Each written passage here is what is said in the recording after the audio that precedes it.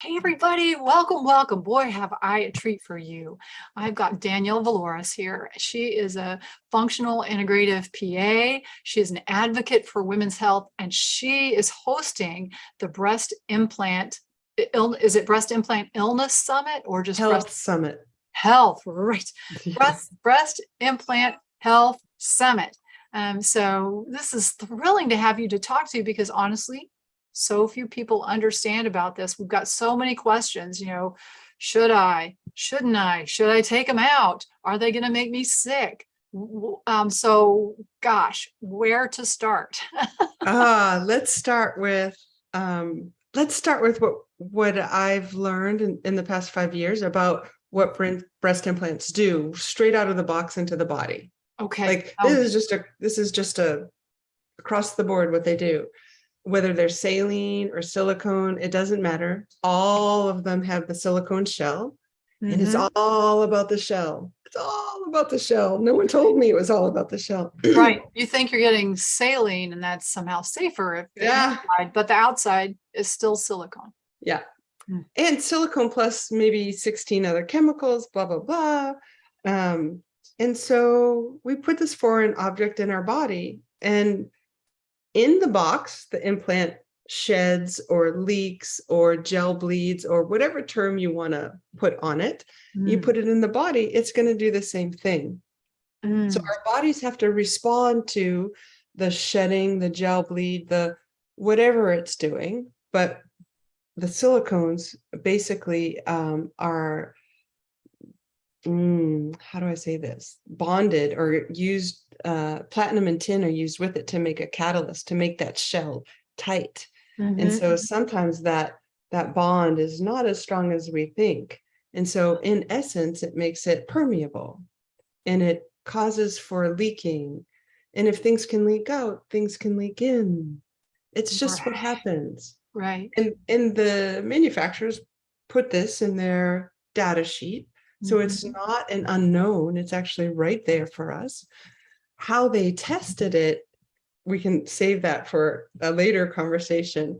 To me, it's not biocompatibility testing, but how they tested it yielded this X, that this sheds, this leaks, right?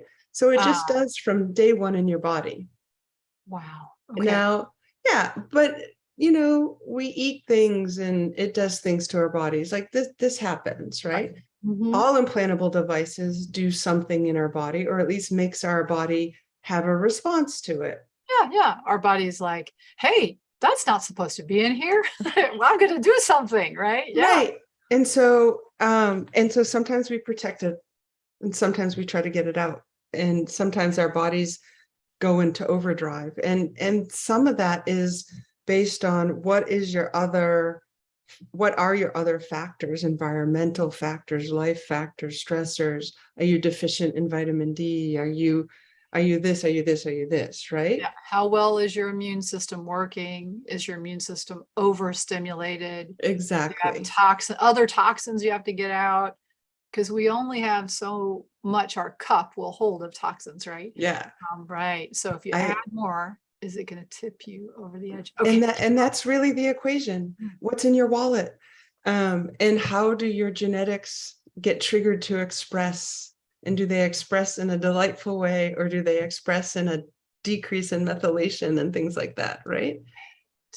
This we're looking at. We don't know all the things, but we do know that I like calling it shell shedding just because it's fun to say, and I like to try to make things shell shedding as fun as possible, because what else is there? Like, if we can't bring a smile to it, or you can call it gel bleed, right? And so this we know, and we know that free silicone can cause the gamut all the way to autoimmunity, or it can cause symptoms and dysfunction and things like that. So, well, and there's also the new entity of the breast implant associated, isn't it a lymphoma? Oh, yeah. I mean, so there are squamous cell. Yeah. So let's just back up a little bit. So this shell shedding, I love saying this, the shell shedding happens. Shell shedding happens, y'all. It just does. Oh, so first of all, this is a big week for us because tomorrow the summit starts. So I'm a little bit like, oh my God, like, and here we go. So I might be just a little fried in this moment. So shedding happens, and how our bodies respond is one thing. The good news is there's a doctor by the name of Dr. Eduardo Flore. He's a radiologist, and he studies MRIs. He does all imaging, but in breast cancer folks. And so he actually was seeing the MRIs of people with breast implants that develop this BIA-ALCL, which is called breast implant-associated large anaplastic large cell carcinoma, right? And so he found that right as this, everyone who had the BIA-ALCL also had this silicone-induced granuloma. Those who had BII, the breast implant illness, have this silicone granuloma.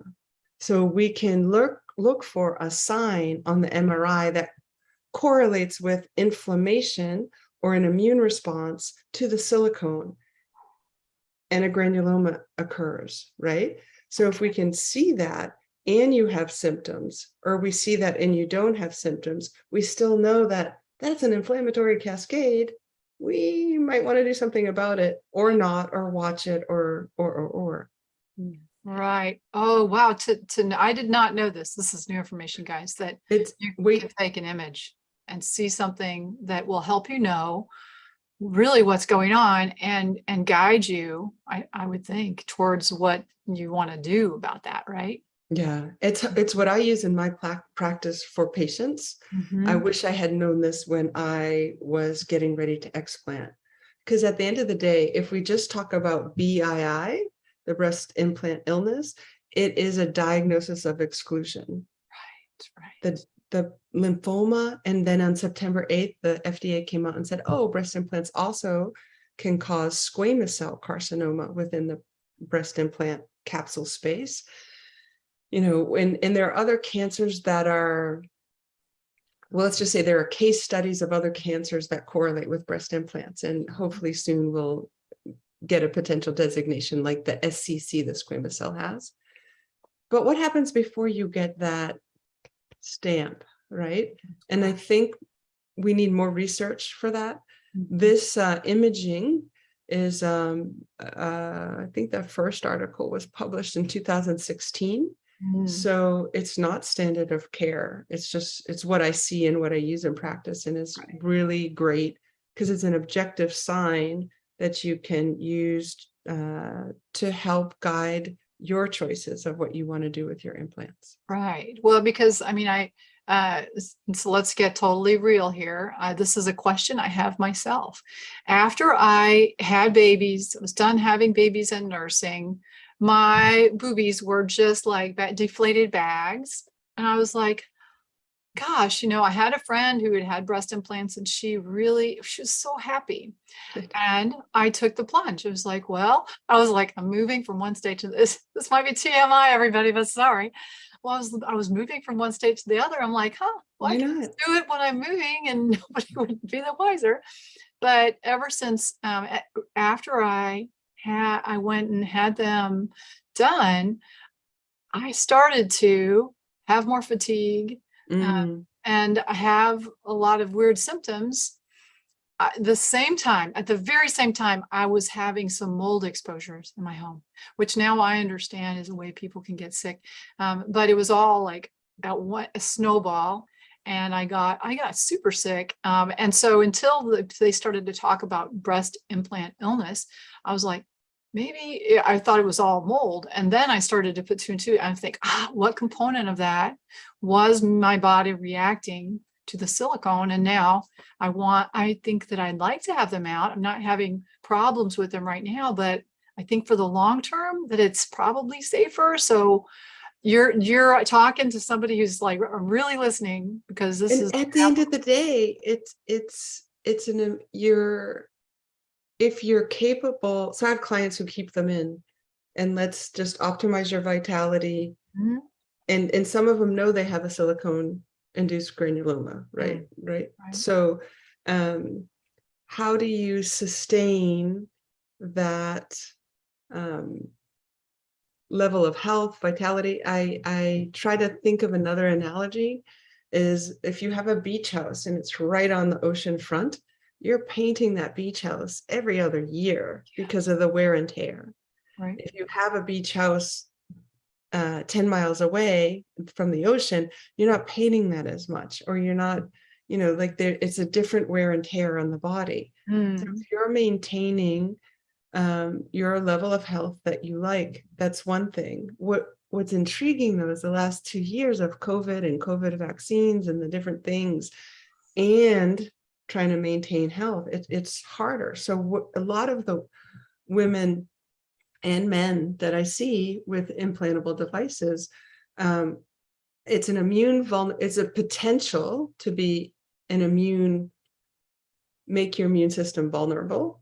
So you'd be more susceptible to X, Y, and Z, right? And so, like we could arm wrestle. How do you discern someone who has long COVID, who's vaccinated, who has breast implants, and has been exposed to mold?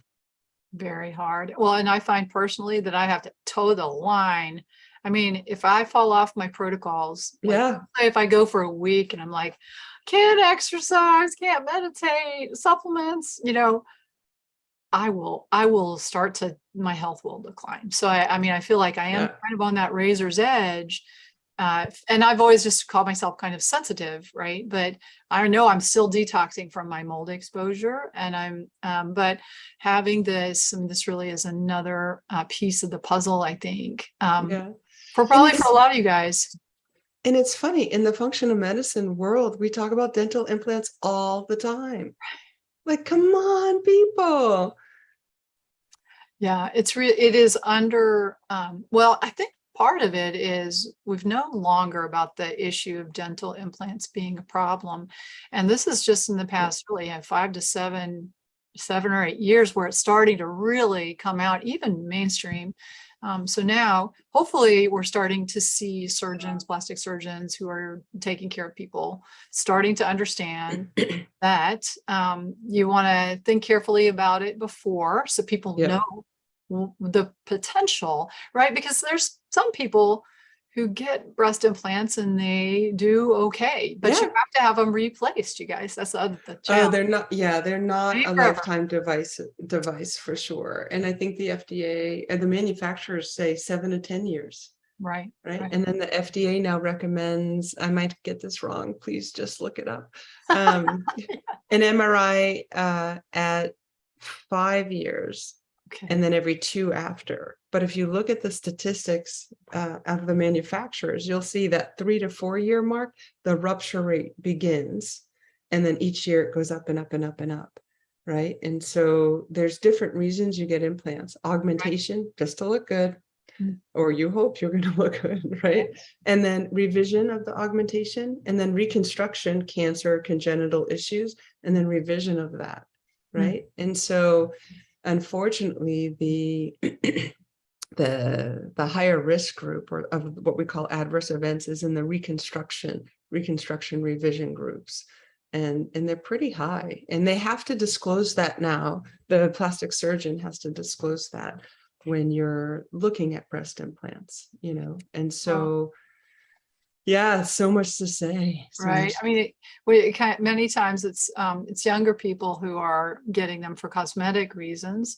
And, I definitely understand that, wanting to feel good in your body. And, I had them just, since we're all sharing. Yeah. And then, 3-6 months in, I was like, I don't feel so good. And then it took, I didn't have them in for even 2 years, just under, like maybe a year and 9 months before I had them explanted with the capsule, and then felt better after. But I mean, I like the idea, Right. And so now I got mine before I became a functional medicine specialist, and I didn't think there was a problem. I had no idea that there was potentially a problem.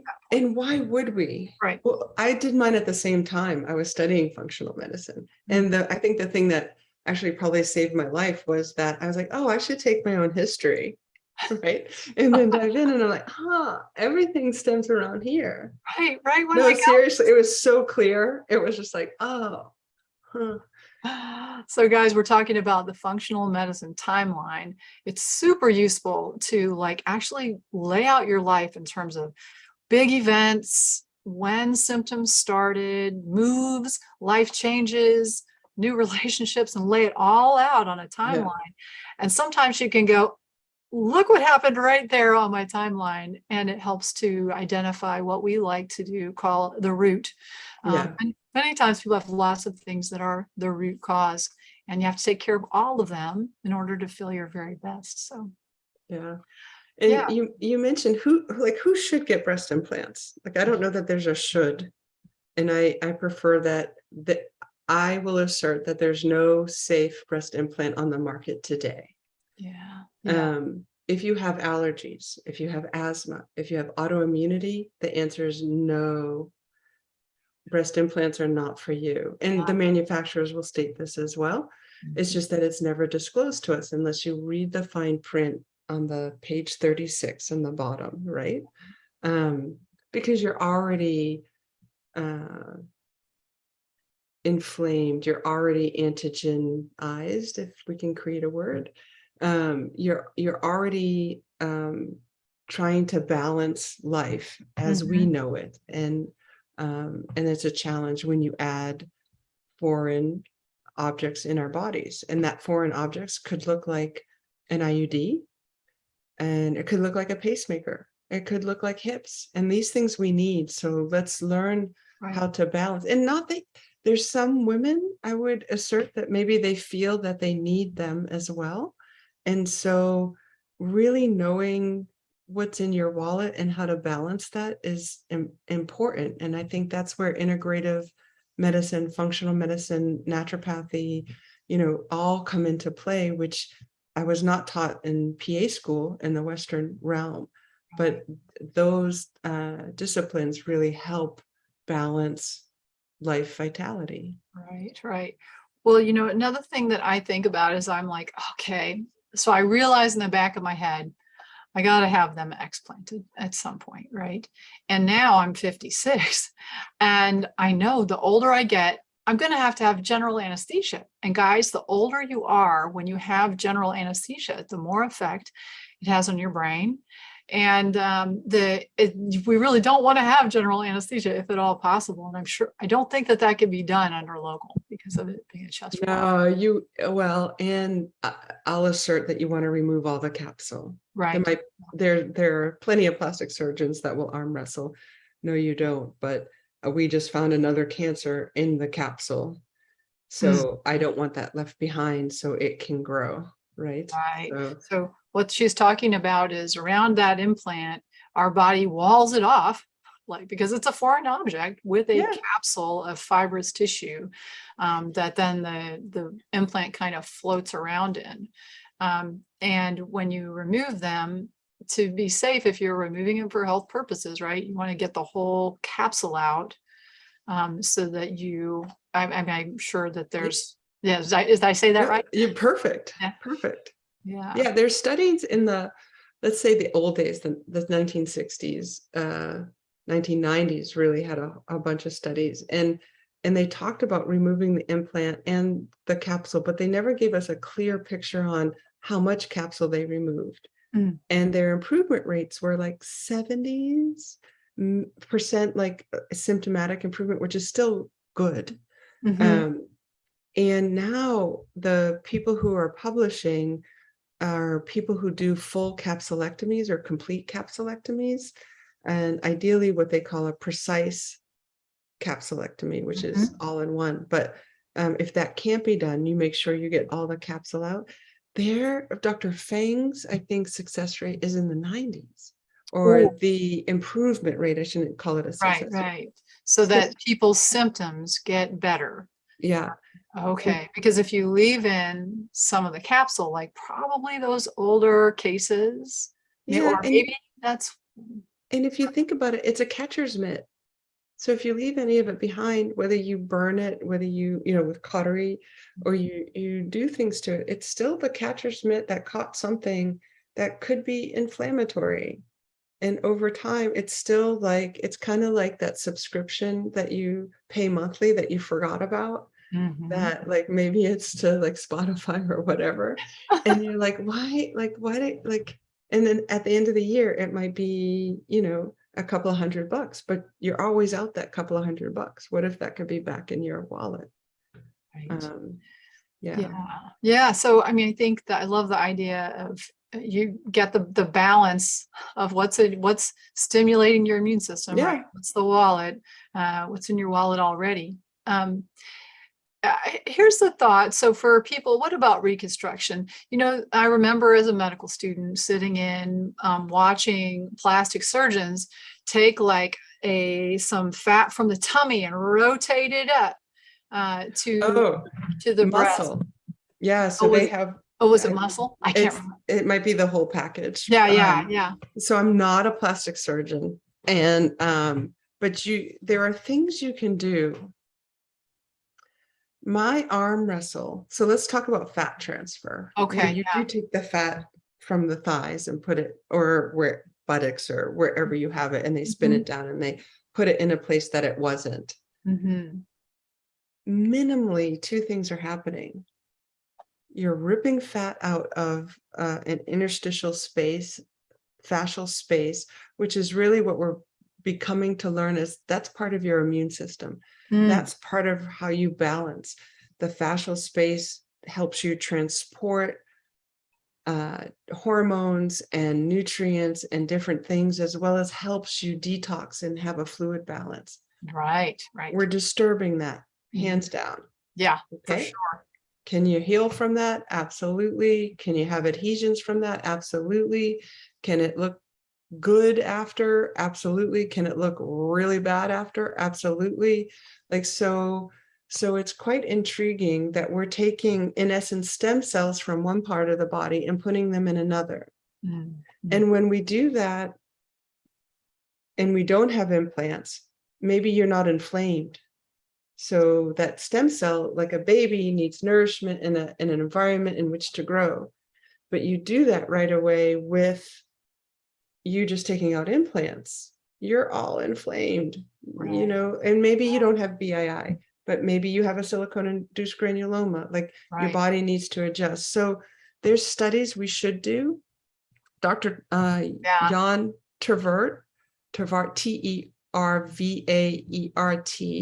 He's Canada right now, but he's originally from the Netherlands. And that is not how you say his name. That is how I say his name, just so you all know. But he will be presenter number 1 on Saturday at the summit.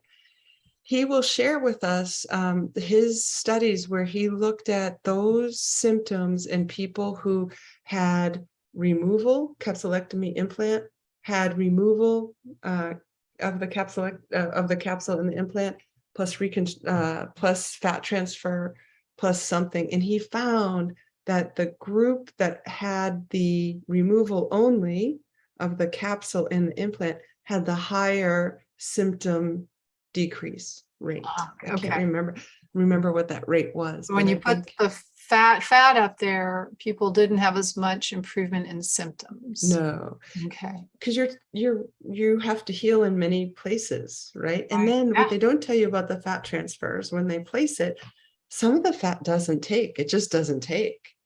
And what does your body do with that? Well, it walls it off because it's now inflamed and dying tissue, and it tries to protect you from it. Well, you just remove the capsules from, and you're just your body taking out what's bothering the body. Yeah. So I had fat transfer, and honestly, it's such a hard. I'm going back to when I waited 3 months after. I thought that was plenty of time to de-inflame. I was incorrect. And it really rocked my world. And I had the worst BII symptoms after that for a while, and then did get better, but it was definitely a shift. So I think we need more research and data, and it's tough. And then you think about reconstruction, you're moving a muscle from one area to give you fullness in another, but not functionality. Right. Right. And Yeah. so I don't know how I'm augmentation, right? I'm not breast cancer reconstruction. I don't know how I would be if put in those shoes, what my thought process would be. So Right. it's, I get the fight to want to look better. I get the fight to want to feel feminine. I get the fight to also want to have function and movement.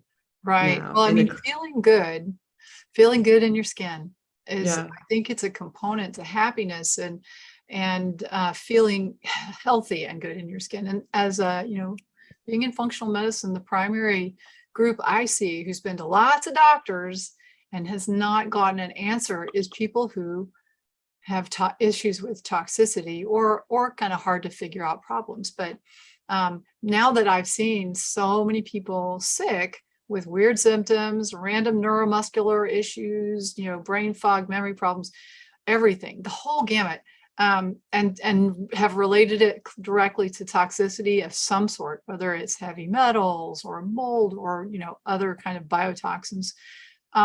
Now I would love to dye my hair again, but I cannot even I bring myself to dye my know hair. that was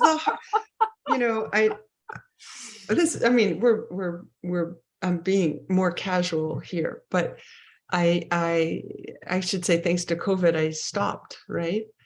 But that is the hardest, right? Because I see the change in the mirror, and Right.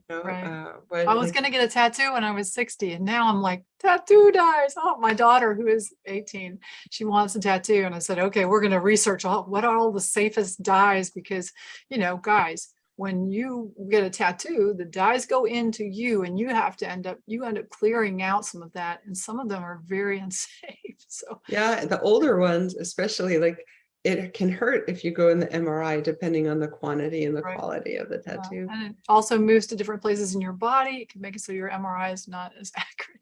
And I digress, but this is why I love genetic testing, like the DNA company, right? Like that's who I'm learning about right now. And they'll also be at the summit talking about just genetics. And again, we're taught that they might be the gun, but they're not the bullet, or, the trigger kind of thing.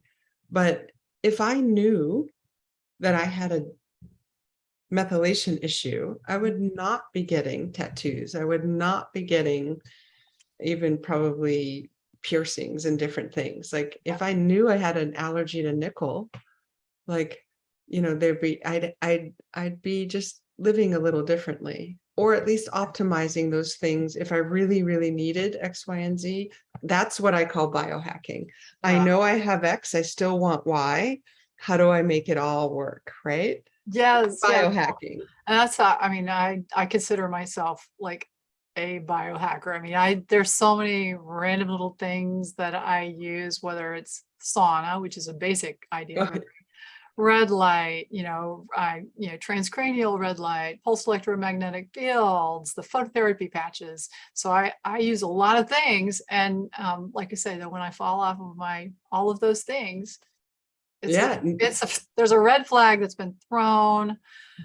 So, I can't tell you how much I appreciate you agreeing to talk with me. So there's a lot. We should probably do this again after your summit. I can't wait. I'm gonna go register. Let me show you guys the summit page, and I'll share my screen really quick. Even though it starts tomorrow, it's all recorded, and so we'll have on-demand access. Yeah, we should have probably called it a symposium or a conference. Right. There's a lot of doctors that you have here. This is amazing. So it starts tomorrow, you guys. 16 hours to be exact. Oh my gosh. Oh my gosh. And you've got a lot of presenters. You see Danielle's beautiful picture there. And then all of these PhDs, MDs, surgeons. Depending on what you want to get out of the summit, certainly you can listen to the whole thing. The science geeky stuff is Friday afternoon. The FDA will be speaking, as well as we will talk about squamous cell carcinoma, and that will be Dr. Glassberg on Friday as well.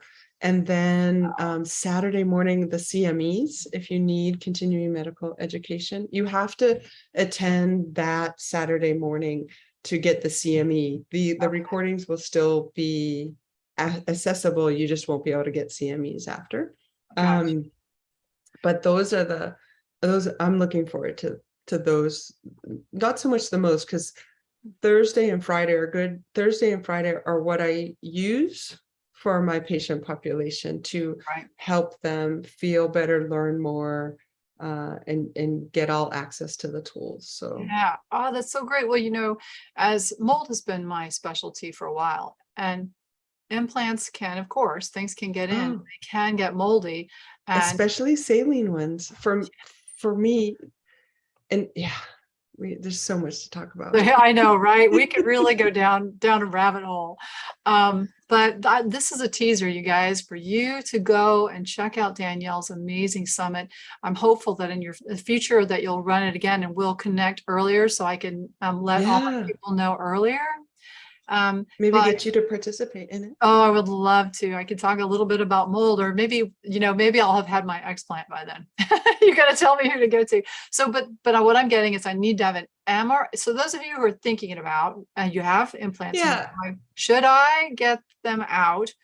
The MRI with what did you say? What was the? So if you have implants and you just want to learn more, just learn more, be open. Like I don't want to make this like fearful, right? Take that edge off.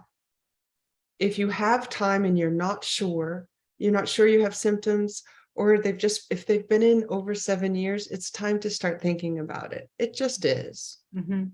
Yeah. We don't need to add drama to that. If you're unsure, get a breast implant integrity MRI. Okay. It's a unique term, but it's what the FDA recommends to do. This is not a breast cancer screening. So many people will order the MRI and they were like, well, we won't do that until you get the mammogram or the ultrasound. We just want to look at the breast implant integrity. The studies were done with gadolinium, so with contrast. There are some people that just can't tolerate the contrast. Yeah. So just get it without the contrast. Currently, the main group that reads these are is Dr. Eduardo Flore out of Sao Paulo, Brazil. And he will, thus far, he's reading them for free. He's the most trained, and his staff is fully trained as well. Soon, I hope this will be just across the board in the US. If we're getting there, we're not there now. And if you have SIGBIC, you have an inflammatory cascade. So you now know what's in your wallet. What do you want to do about it? Do you have symptoms and this? Well, let's move a little faster towards explant, because there is there is an end game, meaning you get so sick, you have an autoimmune condition and you get labeled with it. That doesn't mean you can't have optimal life and health and all of that vitality, but we don't want to get you there. So let's preemptively do something about X, right? There are some clients who choose to replace with implants. So what do? You get an MRI. Like in my world, I'm going to recommend you get an MRI every year. As soon as you see SIGBIC, you have an inflammatory cascade, do what you got to do. Mm-hmm. And that could be, we don't know the statistics on when you develop the silicone-induced granuloma or how. I do see an exacerbation in symptoms on change out, because they leave the old capsule in and then your body has to deal with the new implant. So you actually then have 2 capsules and things like that. So they usually, obviously they would leave in the capsule if they're going to. It's easier. Yeah. Put it in the same fold. Mm-hmm. So we're at the beginning of having ways to monitor, and it's so important for all of us to know what the payoff versus cost is for ourselves, for our nervous system, for who we be in life, for what we're up to, and then what is your journey. And some people can do fine with the breast implants and have no interruption. I was not that one. And so we are dedicated to trying to find objective signs so we can, learn more, do more, be more. And right now, SIGVIC is a great tool. If you have it, you have inflammation. If you're seeing a functional medicine person and you're paying all this money for supplementation to do all the things to help you with inflammation and oxidative stress, and you have oxidative stress, it's like if you're living in mold and you don't want to, we can't do anything about that mold, then, let's biohack our way around it. So I digressed a little bit, but. Oh no, this is so rich. Wow. I mean, you're just amazing, Danielle. I love the way you explain it. And you really break it down so beautifully. So I can't tell you how much I appreciate you, just sharing. Thanks for asking. Yeah. That was like just a random, all right, we can do Wednesday. All right, worked out good. Well, so I'm gonna try and listen in, and you all who are watching this, check out the Breast Implant Health Summit. And the link will be below where you can check it out. Okay. Yeah. Thank you, everybody. All right. Thanks. And what I'm going to do is I'm going to stop the stream, but I'm going to stay here to chat with you a few minutes. Okay.